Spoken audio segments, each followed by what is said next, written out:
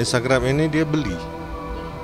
Dia beli yang pengikutnya sudah banyak, namanya waktu itu bukan Kisawung. Ciri khas penipu ini selalu di bagian foto-fotonya itu ada uang yang bertumpuk-tumpuk. Kalau ada orang memastikan pasti dijamin itu uang ganda 1 miliar, itu udah pasti, itu udah penipuan dah. Ada yang bermodus harus ditidurin baru ilmunya turun, baru susuknya turun. Ini ada juga di sini. Bahkan ada juga pesugihan yang harus melakukan seperti ada sperma ataupun hal-hal aneh lah yang di luar nalar. Sekitar 75% banyak oknum-oknum paranormal palsu yang beredar di luar sana.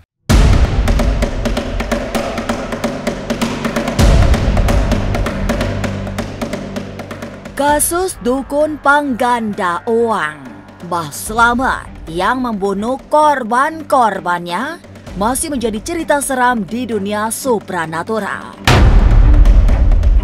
Bukan kasus baru, tapi selalu berulang. Mudahnya memperdaya korban, serta semakin banyak kesulitan hidup yang ingin dipecahkan secara instan, menjadi alasan hadirnya dukun palsu. Lantas, seperti apa mendeteksi ciri seorang dukun palsu?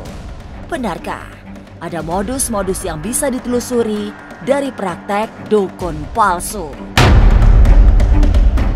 Jangan dulu berlalu, masih akan banyak keganjilan terjadi di sini.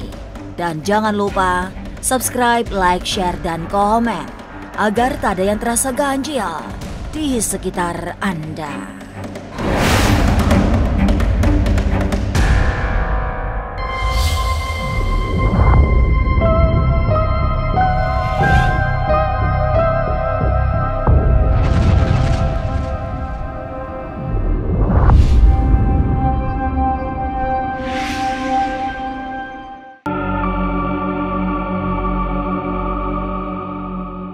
Fenomena dukun palsu yang mencelakai orang lain kembali marak. Selain dukun cabul yang kini sedang menjadi perbincangan adalah dukun pengganda uang. Kasus Mbah Slamet adalah contoh terkini hadirnya dukun pengganda uang yang masih bergentayangan di tengah masyarakat. Kisawung Rasa sebagai Ketua Umum Forum Keluarga Paranormal dan Penyembuh Alternatif (FKPPAI) membagikan ciri seorang yang perlu dicurigai sebagai dukun palsu. Maka ciri khasnya itu adalah uang yang bertumpuk-tumpuk, kemudian gambar yang seram-seram untuk nyantet. Itu ciri khas mereka. Ciri khas yang lain ada, mereka itu selalu memanggil pasien, orang-orang yang konsultasi itu dengan sebutan nak, dan mereka membahasakan dirinya mbah. Itu ciri-cirinya. Penipu itu selalu pakai bahasa yang sama, makanya saya bilang ada satu sindikat. Instagram ini dia beli. Dia beli yang pengikutnya sudah banyak, namanya waktu itu bukan Kisawung. Nah, terus kan bisa dirubah namanya. Nah, kemudian dirubah namanya, dimasukkanlah foto-foto saya dan semua foto-foto terdahulu dihapus, masukkan lagi. Ciri khas penipu ini selalu di bagian foto-fotonya itu ada uang yang bertumpuk-tumpuk ya, karena menu yang dia tawarkan adalah menu penggandaan uang gaib. Kalau yang ini Facebook ini Facebook. Ini wordpress.com. Ya. Terus ada lagi nih, ini yang WhatsApp. Ini WhatsApp.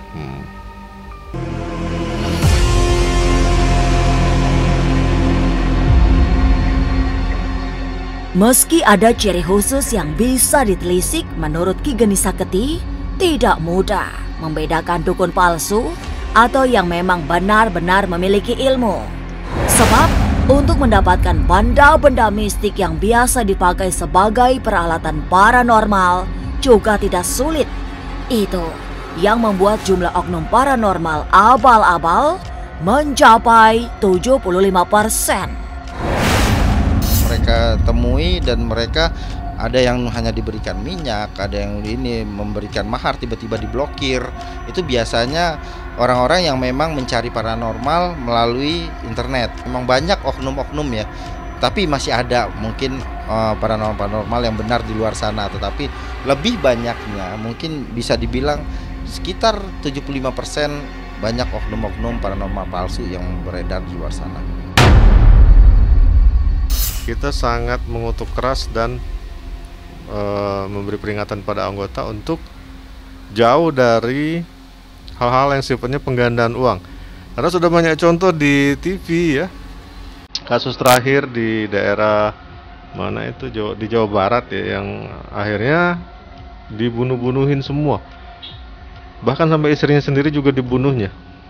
Itu yang kasus penggandaan uang.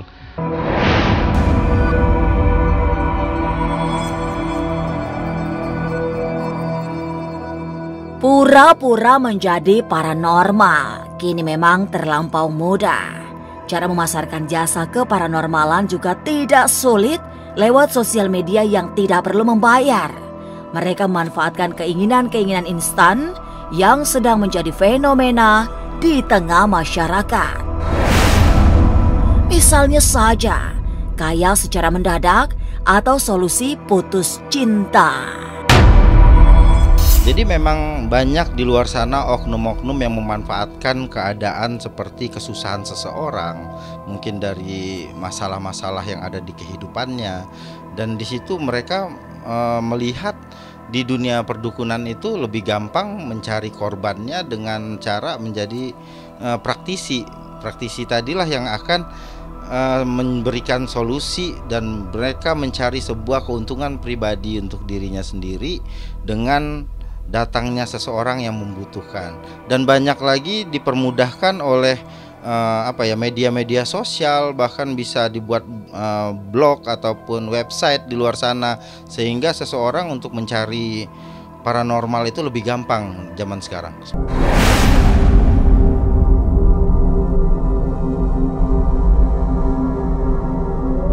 Maraknya dukun palsu memang membuat publik harus semakin berhati-hati jika ingin memanfaatkan jasa pengobatan supranatural. Lalu, seperti apa cara menjadi seorang supranaturalis? Mengapa begitu mudah orang berpura-pura menjadi paranormal? Jangan kemana-mana, tetap subscribe, like, share, dan komen agar tak ada yang terasa ganjil di sekitar Anda.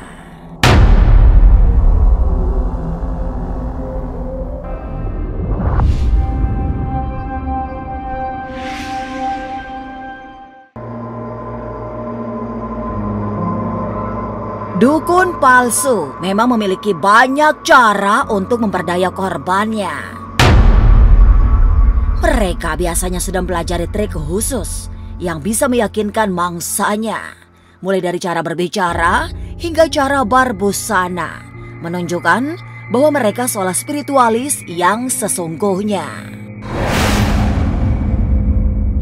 Jika treatment supranatural yang mereka berikan tidak berhasil, modusnya adalah mengulur waktu dengan alasan mantranya belum terkabul. Ciri-ciri paranormal palsu kalau misal kita lihat dari media sosialnya simpel sih. Jadi terlalu banyak postingan yang berlebihan, terlalu memberi janji-janji iming-iming yang sifatnya penggandaan uang atau uang balik gitu kan, 3 hari 1 juta berkali lipat jadi 100 juta, garansi 100% gitu. Terus dan yang lainnya gitu. Jadi cenderung pada sifatnya berlebihan, lebay gitu. Karena kenapa? Karena kita aja para spiritual asli untuk melakukan syariat itu kan tidak bisa memastikan. Karena kenapa? Hakikatnya Allah gitu. Tapi kalau ada orang memastikan pasti dijamin gitu, itu uang ganda 1 miliar. Itu udah pasti, itu udah penipuan dah. Yang selama ini terjadi, ataupun selama ini memang banyak terjadi tindak kejahatan di dalam kelompok oknum-oknum supranatural ini tadi, itu banyak yang memang kasusnya itu seperti penipuan. Mereka membuat sebuah penipuan ataupun pembunuhan, pelipat gandaan, ataupun membuat orang tergiur akan kekayaan yang instan, ataupun sebuah penyelesaian masalah yang instan. Dan mereka itu banyak korban-korbannya yang memang tertarik dengan hal-hal seperti itu.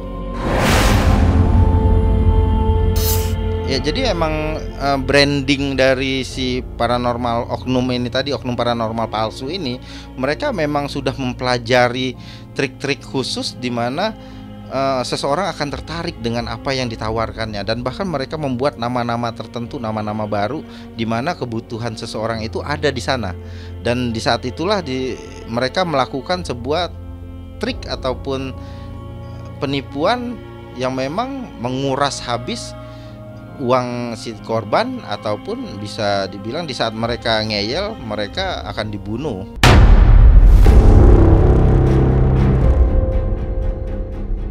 Praktisi spiritual yang mengabdikan hidupnya untuk menolong orang lain tentu saja tidak pernah memberatkan mereka yang datang minta pertolongan.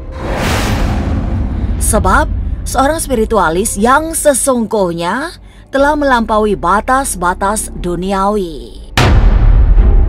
Perjuangan menjadi seorang supranaturalis yang panjang dan tak mudah telah membawa mereka menjadi pribadi yang waskita serta dicukupkan urusan-urusan dunia.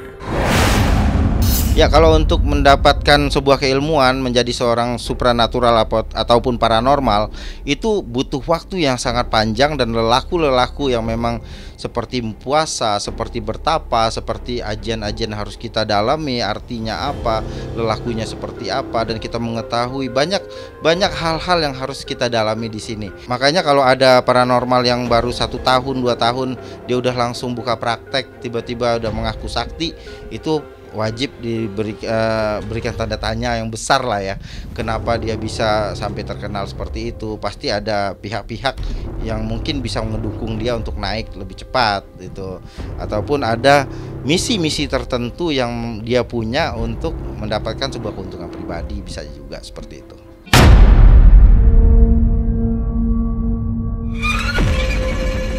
Lalu apa yang harus dilakukan oleh mereka yang menjadi korban dukun palsu? Jangan kemana-mana, tetap subscribe, like, share, dan komen agar tak ada yang terasa ganjil di sekitar Anda.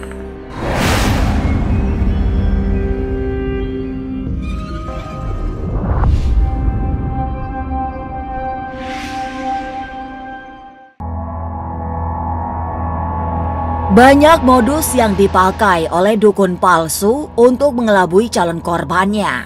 Tidak hanya dukun pengganda uang yang berlaku keji, tapi juga mereka yang mengaku bisa memberi susuk, pelet, serta menu-menu spiritual lainnya. Ki Geni menyarankan jika menemui modus-modus yang mencurigakan serta mengarah pencabulan, sebaiknya memang harus dihindari. Ada yang bermodus harus ditidurin baru ilmunya turun, baru susuknya turun. Ini ada juga di sini. Bahkan terkadang kita bilangnya dia ini asli paranormal, cuman masih melakukan tindak-tindak kejahatan ataupun hal-hal yang keji seperti itu ya. Jadi dia modusnya itu masang susuk tapi harus ditiduri seperti itu. Bahkan ada juga tadi yang pesugihan yang harus melakukan seperti ada sperma ataupun hal-hal aneh lah yang di luar nalar. Jika seorang paranormal ini ataupun praktisi ini menyuruh kita untuk membuka baju ataupun hal-hal aneh yang dilakukannya, mending itu hindari, ataupun melakukan hubungan badan dengan modus untuk kekayaan ataupun untuk memasang susuk, lebih baik itu dihindari. Kalau untuk membasmi mungkin kita agak susah karena banyak delik ataupun banyak alasan-alasan yang akan dibuat mereka, dan kita tidak bisa membuktikan secara secara bukti fakta yang ada. Tetapi mungkin bisa balik lagi ke orang yang ingin datang ataupun memilih paranormal yang benar, mungkin bisa melihat jejaknya dulu seperti apa.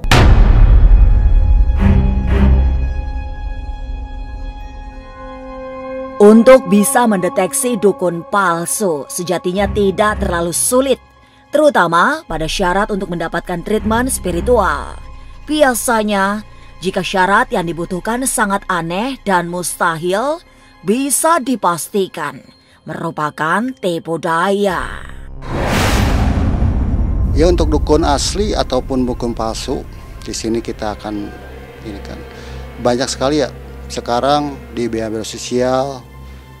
Yang pertama emang baru-baru ini yang terdengar yang namanya dukun palsu itu seringkali yang menawarkan sesuatu ibaratnya yang tidak masuk di akal gitu. Terus yang kedua yang dukun yang emang benar-benar dukun itu ya emang di situ apa adanya, tidak pernah menawarkan segala macam-macam ibaratnya ya sesuatu janji atau apa gitu seperti itu. Pernah satu kali bertemu dengan oknum dukun tersebut yang mengatasnamakan dukun pesugihan dengan cara ya harus kita membawa sesaji. Sesaji contohnya seperti minyak. Bila tidak ada minyak tersebut, dia akan menyediakan minyak tersebut. Seperti itu. Dia akan menyediakan minyaknya dan juga kita harus membayar. Kita harus membayar. Dan di situ selang berapa lama katanya untuk ini tunggulah 1 bulan. Atas 1 bulan tersebut kita datang lagi ke situ, tunggulah sekian hari gitu. Ada yang seperti itu. Seperti itu. Saya pernah mengalami hal yang seperti itu.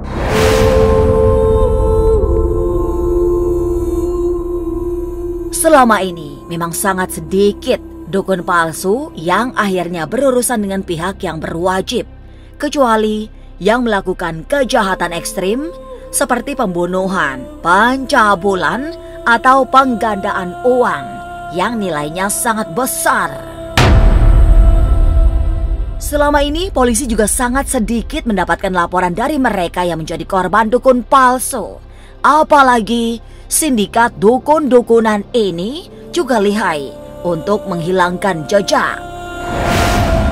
Tapi mereka kesulitan karena orang-orang ini, sindikat ini sepertinya berpindah-pindah. Mereka ini jadi sepertinya mobile. Di situ pihak berwajib mungkin merasa kesulitan. Tapi begini ya, karena mungkin kesadaran masyarakat untuk melaporkan hal ini ke cybercrime masih kurang.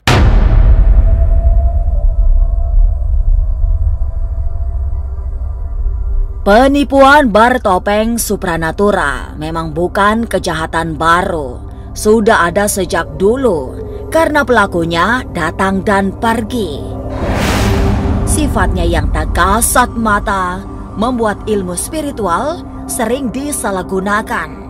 Ini yang membuat para pengguna pengobatan alternatif supranatural mesti berhati-hati sebab bisa menjadi incaran dukun palsu. Inilah ganjil yang akan menguak berbagai misteri di alam nyata dan tak kasat mata. Sampai jumpa pada episode selanjutnya dengan kisah-kisah ganjil setiap hari Senin, Kamis, dan Jumat pukul 5 sore. Tapi sebelumnya, jangan lupa subscribe, like, share, dan komen agar tak ada yang terasa ganjil di sekitar Anda.